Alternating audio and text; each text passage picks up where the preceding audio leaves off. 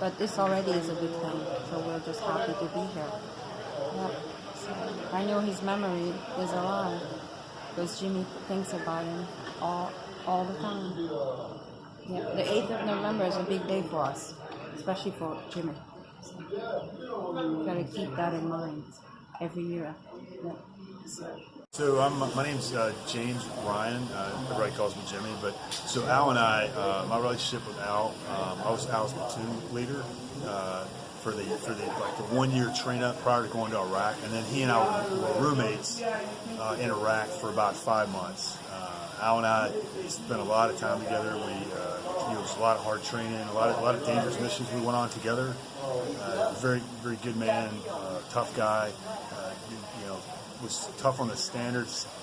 The whole motto, know your soldiers and look after their well-being. He was the epitome of that, and he really just cared about people around him. He paid attention to everything that was going on, and most of all for me, he made sure I was always taken care of.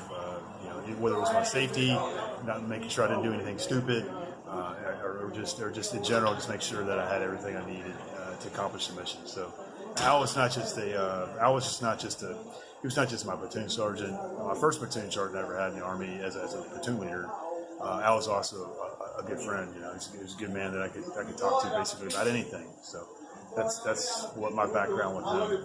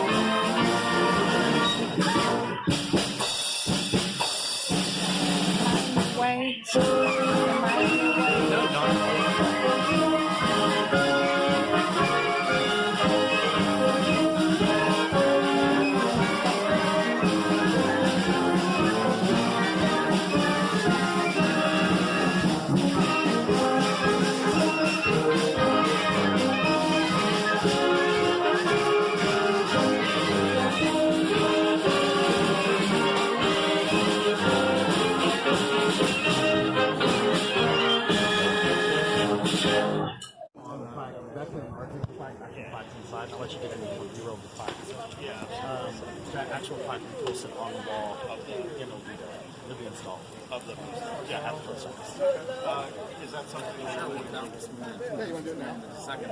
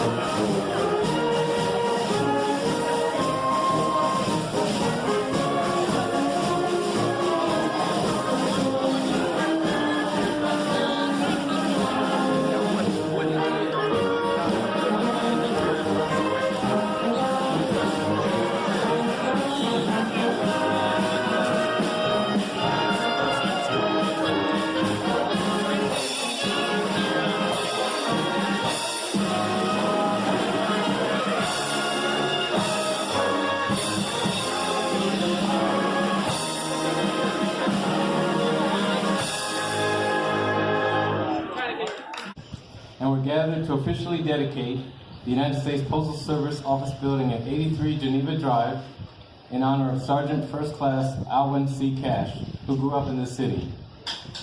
This morning you will hear about Alwyn Cashe. You will hear about his service and his sacrifice. You will hear about his patriotism. You will hear about his heroism. You will hear about an extraordinary man. Before we begin the program, I would like to thank the family of Alwyn Cashe. Let's give a round of applause, please.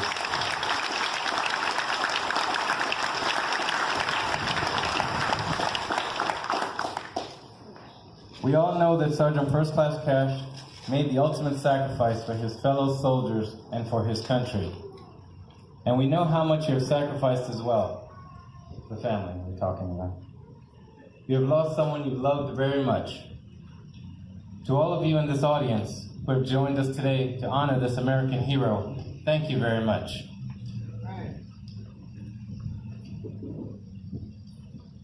Stand and face the color guard. We're going to have the presentation of colors by the Florida Army National Guard. This will be followed by the national anthem, which will be performed by Kimberly Stewart Horan, a longtime friend of the Cashe family. She'll be accompanied by the VFW Post 2093 Community Band.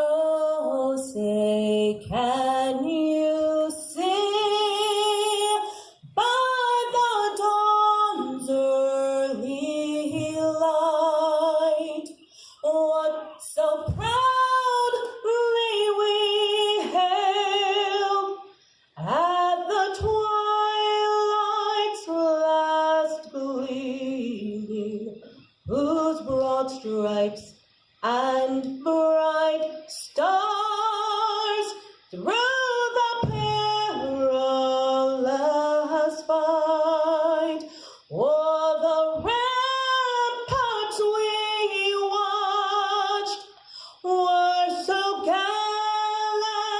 gallantly streaming, and the rockets red glare, the bombs bursting in air gave proof through the night that our flag was still there. Oh, say does that star-spangled banner yet wave o'er the land of the free and the home of the brave.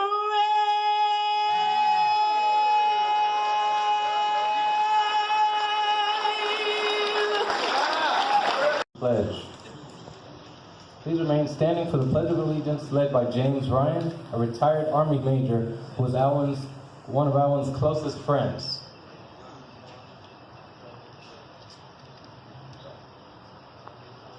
Please say with me.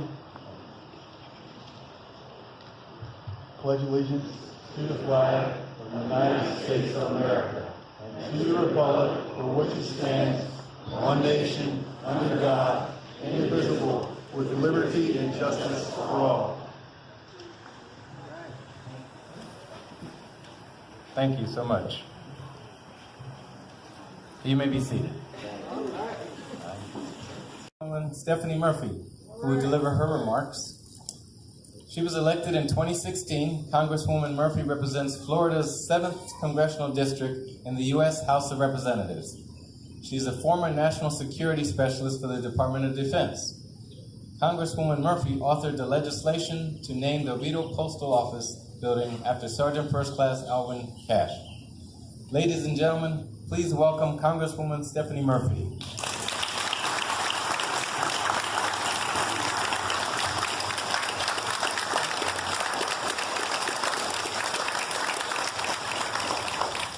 Thank you, and good morning. Good morning. We are here today to honor Sergeant First Class Alwyn Crendal Cashe. Before I begin, I'd like to ask the members of Alwyn's family to please stand and be recognized.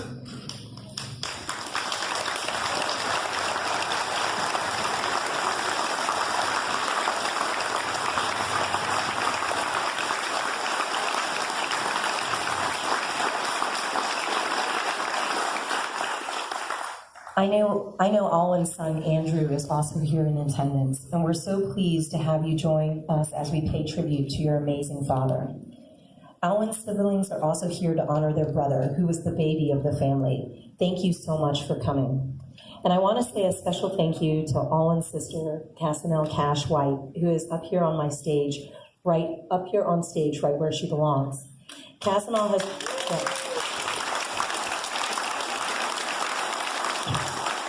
Cassinal has worked closely with my office on this effort for nearly a year and a half, and we could not have asked for a better partner. Cassinal, your devotion to your brother and your desire to protect his legacy shines through in everything that you do. And from the bottom of my heart, thank you.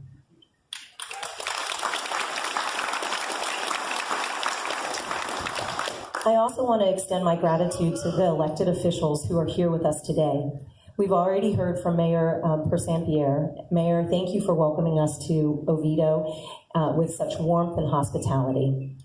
In addition, 2 members of the state legislature are here, Representative Joy Goff Marcel and Representative David Smith. Will you please stand?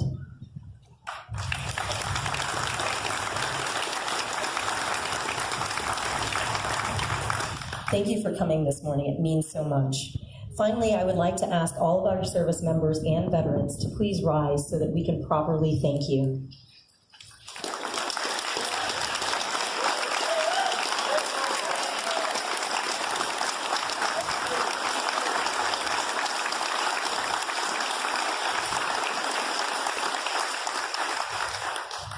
I am grateful you came to pay respects to your fallen comrade and to celebrate his life. I know some of you served alongside Alwyn, and it's clear he inspired loyalty and love from his fellow soldiers.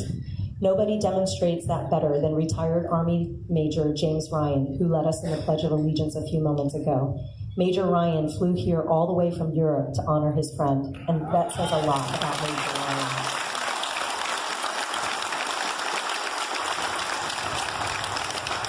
It also speaks volumes about Alwyn Cashe. Alwyn was Central Florida through and through. He was born in Sanford, he was raised in Oviedo, he went to Oviedo High School, and he was laid to rest at a cemetery in Sanford. He represents what is best about this community and about this country. In January of 2018, I introduced a bill in Congress to name Oviedo's post office after Alwyn Cashe. It was approved by the U.S. House of Representatives, by the U.S. Senate, and signed into law by the President of the United States.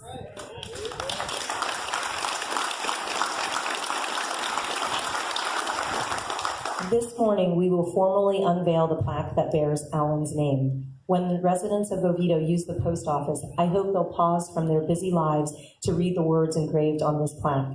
For those who knew Alwyn, I expect the plaque may fill them with sadness, but also tremendous pride. I imagine it will bring back memories of Alwyn and serve as a reminder of the extraordinary life he led. For those who did not have the privilege to meet Alwyn, I hope the plaque will inspire them to learn more about this lion of a man. So why does this matter, you might ask? It matters because, as President Kennedy once said, a nation reveals itself not only by the men it produces, but also by the men it honors, the men it remembers. It is important that as a nation, we honor and remember the warrior that was Alwyn Cashe. We live in a society where the term hero is used often and sometimes a bit too casually.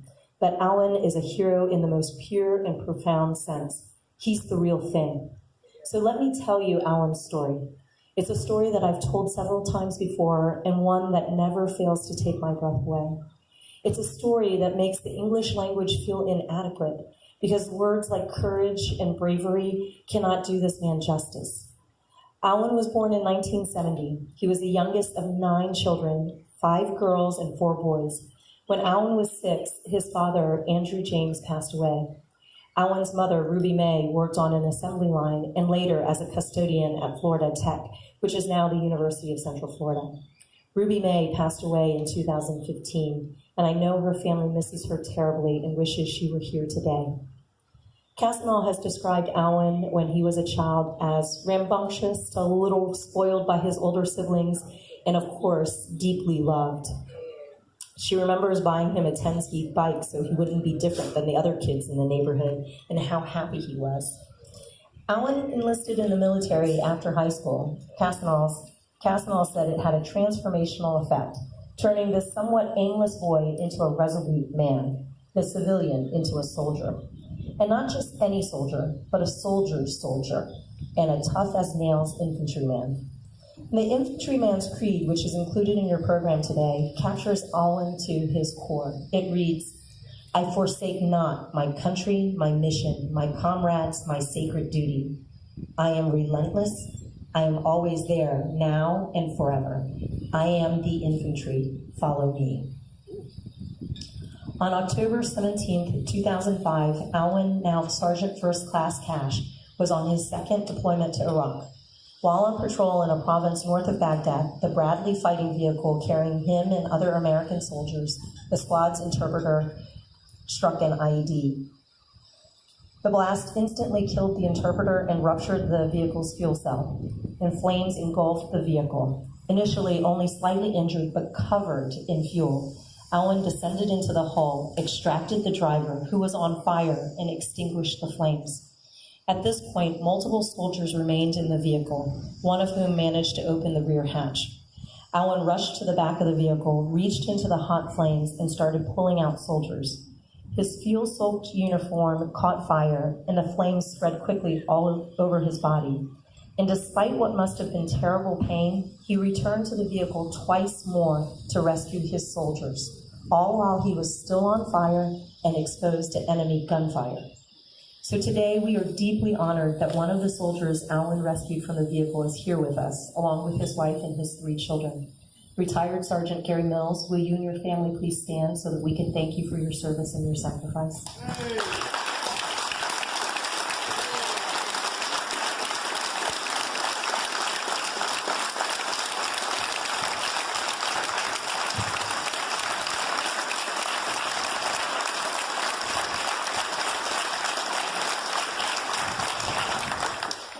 Going back to that fateful day, by the time Alwyn had extracted all of his fellow soldiers from the vehicles, his injuries were the most severe. 2nd and 3rd degree burns covered most of his body. Nevertheless, he refused to be evacuated until his soldiers were medevaced out before him. When he arrived at the U.S. military hospital in Iraq, Alwyn was still fully conscious, and he tried to fight off the nurses, insisting that they treat the other soldiers first.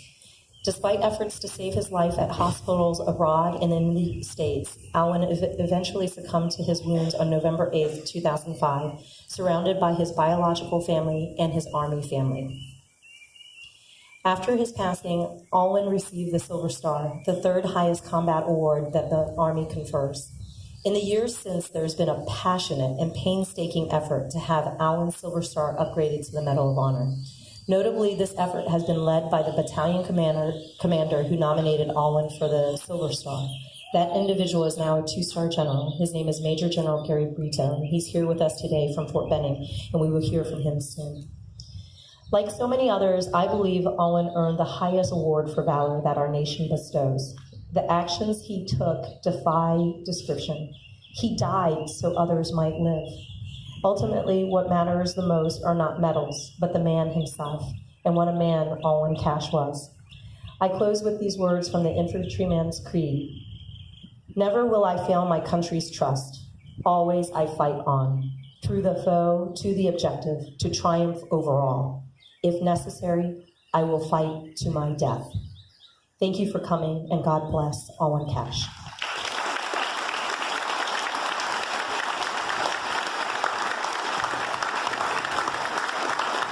Thank you for giving us another chance with my husband and with their father.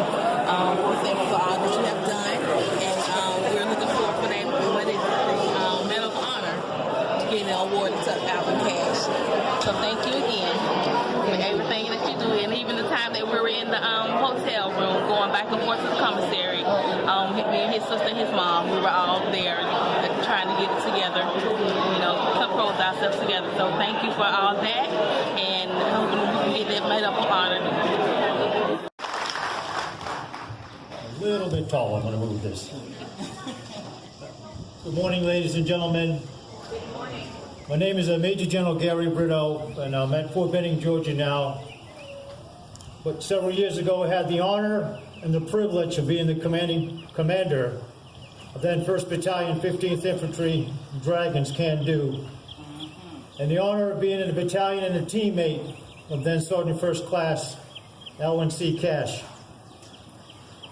Before I go, Kimberly, Miss Horan, that was a magical and wonderful rendition of our national anthem. Thank you so much for adding a classic touch today.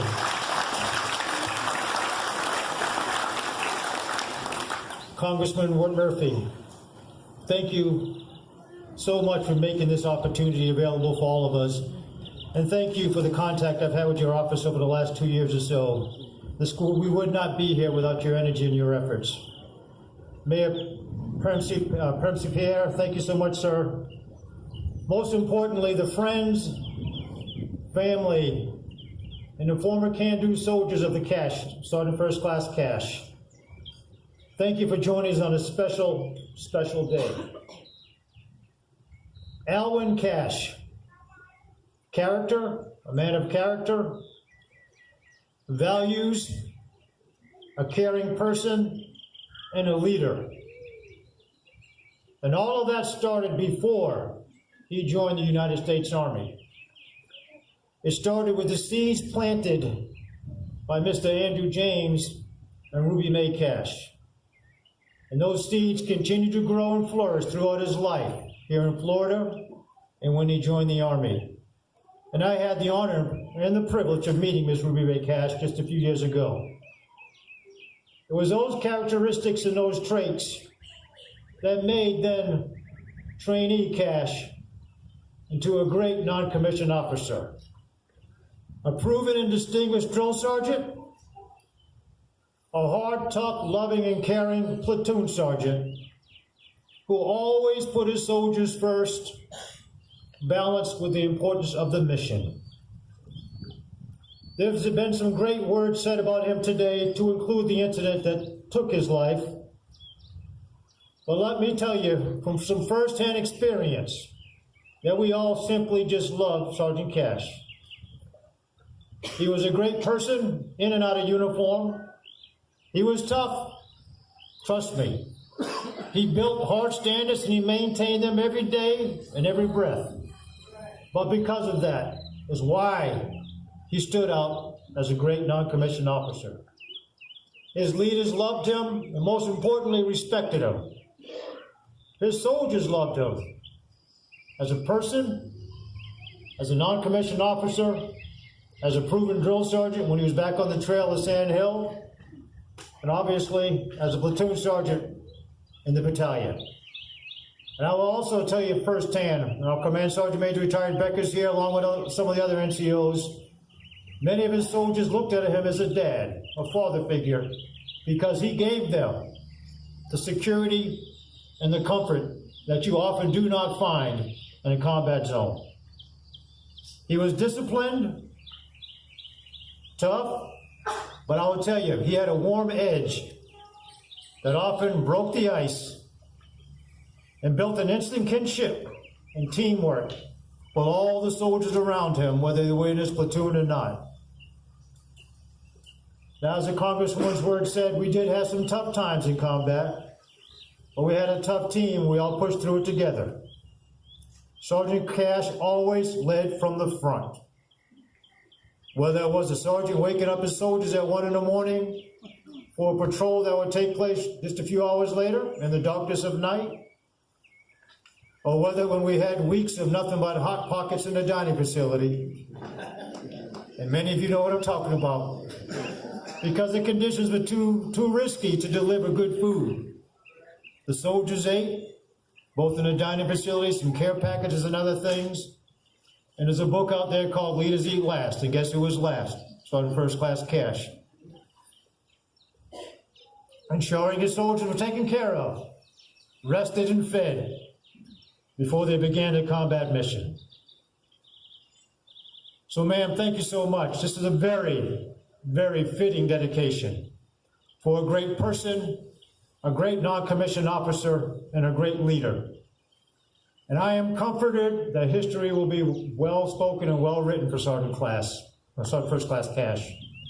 And many years from now, active soldiers, and retired, and family members alike will have the honor and the privilege of reading about Sergeant First Class Alwyn Cashe and learn of his heroic actions, his deeds of selfless service, and we will all be awed by his ability to inspire, even while in his final resting place. So, ladies and gentlemen, it has been indeed an honor to spend some time with you today. Congressman Murphy and the state leadership as well, thank you so much for this opportunity. May God continue to bless all soldiers and veterans, and most importantly, the friends and family of Sergeant First Class Cashe. And ma'am, thank you so much for this opportunity. God bless you all. Great friend and a great soldier, and we miss him a lot. And I don't know how we would have made it through the whole thing without him. He lived next door to me while we were over there, and just an awesome person. I appreciate everything about him. Plaque that will be displayed in the Oviedo post office.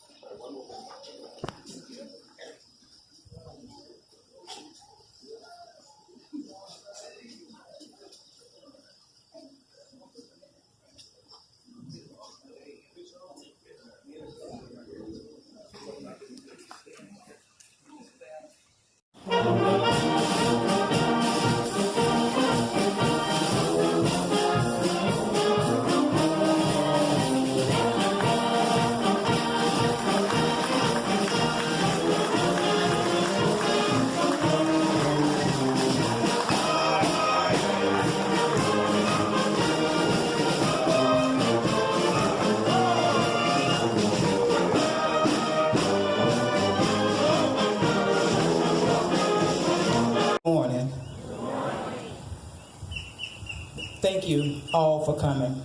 My grandsons, 5 in number, have told me not to call individual names because they said, Granny, you're going to forget somebody.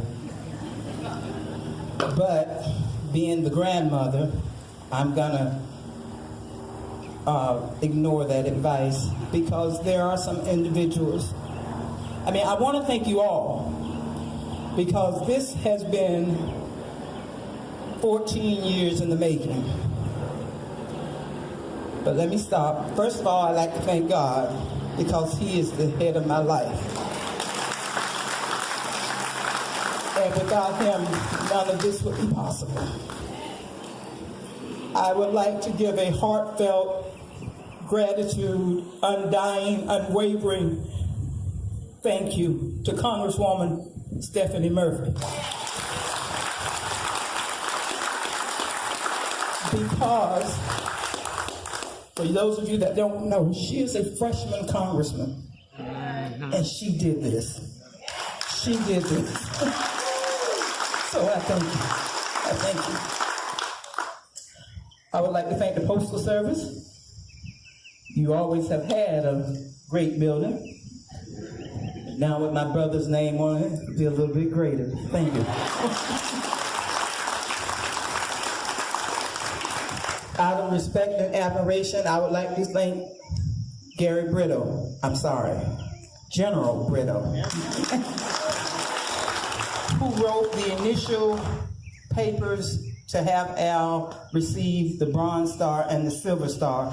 And the family does pray, prayerfully, it will happen in my lifetime, that it is upgraded to the Medal of Honor.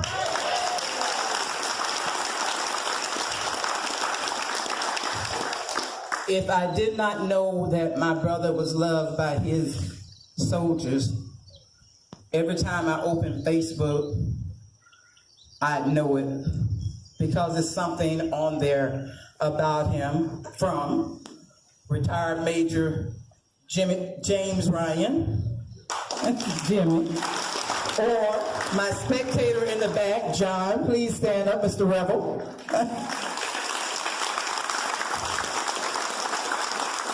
And I can never say enough to Martin Celestine. You were there in 2005 when my family was falling apart, and you kept us together. Thank you. I appreciate it. Who is now a command sergeant major, right? Thank you. I would also like to thank my family because this did tear us apart. But I'm hoping that programs like this will cause us to mend. Because we didn't take a lot of pictures because we always thought we had time. But unfortunately, things of this nature remind you that you do not have time. So everyone that's here, make time for your family. I mean, he would call us, come to Germany, come to here, come to there, and say, Al, please. Nobody coming over there. You know, but I truly wish that I had gone to some of his duty stations. I think the people that I've never met, like Mr. Becker, who stay on Facebook talking to me, thank you all for the anecdotes, the stories, because as long as he lives as part of your lives, he'll live as part of mine. And then our family that's younger than me, because I don't do this for me. I do this for my grandchildren who don't know their uncle, their great uncle. I have a 13-year-old granddaughter. It's kind of ironic. She laid a wreath on his tree at Warriors Walk this year. And she said, she read his stone and she said, Granny, who was that man? And I realized that as much as I've done, I haven't done enough. Because his lineage needs to know who he is and what he did. And with everything that we do as a family, it may not bring him back, but it will keep his memory alive. If I missed it, one more person, Miss Dalton, Miss Bonnie Dalton. This young lady pulls weeds at his grave, puts flowers on his headstone. Thank you. I've never seen his grave undone. And I'd like to thank the Patriot Guard Riders. Thank you. Thank you, Mr. Tommy, for being here. Thank you for being there in 2005. I thank you all individually and collectively. I'm getting older now, but I like to meet you because I like to know you. Because through you, I get to know him just a little bit better. I thank you for your time.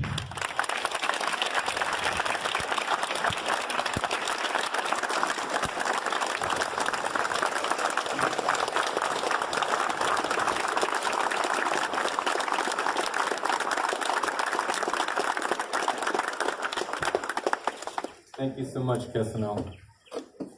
Thank you for your kind words and your family's sacrifice. Now, if you're able, please rise for our closing invocation. This will be by Reverend Rhonda McIntyre, and then we'll be doing the retiring of the colors.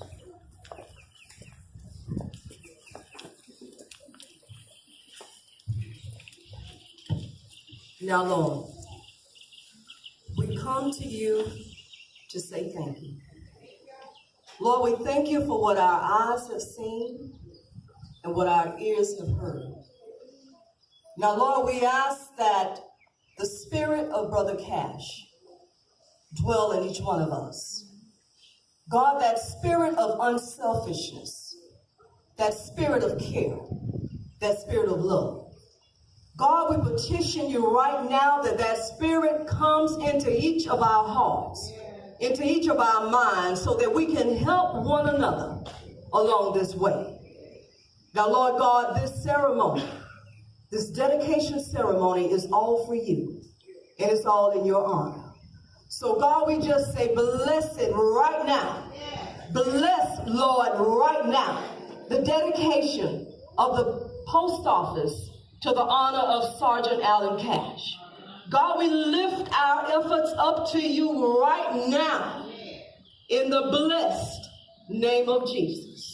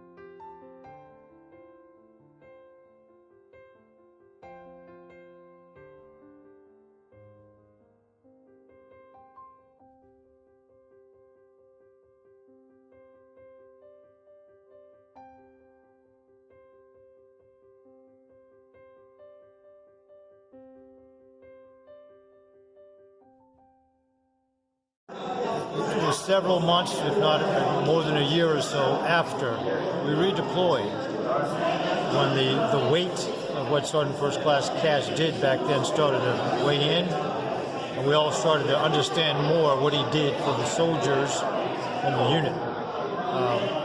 Initially, after the accident, the weight of it didn't weigh in as much because we were all hoping that he would live, quite frankly. And he was the last, as you know, several weeks later to pass away. So we had a glimmer of hope, and we had several months left in combat, which was the near-term focus. But over time, it was weighing on me. Quite frankly, in truth and lending, didn't know what administrative process to follow, but soon found out. I decided I was going to start the journey to get it done, and it took a long time to garner, I won't say support, but the products we needed. And we're just going to continue to push. And I realized that it may take several years, and it has been several years. I really believe in the integrity of the process, have support from the leadership, and we'll give it our best shot. And we have. And let's keep our fingers crossed and prayers strong, and we'll see what turns out.